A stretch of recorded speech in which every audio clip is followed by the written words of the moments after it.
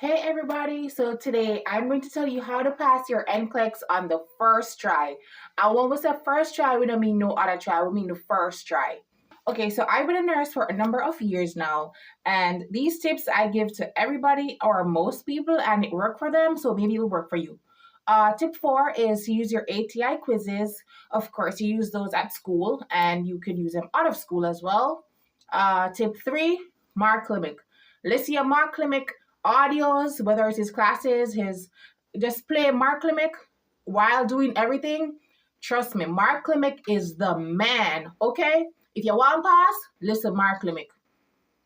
And number 2, the best tip is UWorld. Don't pay for no other app, nothing. Trust me, UWorld is the bomb. Use UWorld if you want to pass. And lastly, pray to Father God.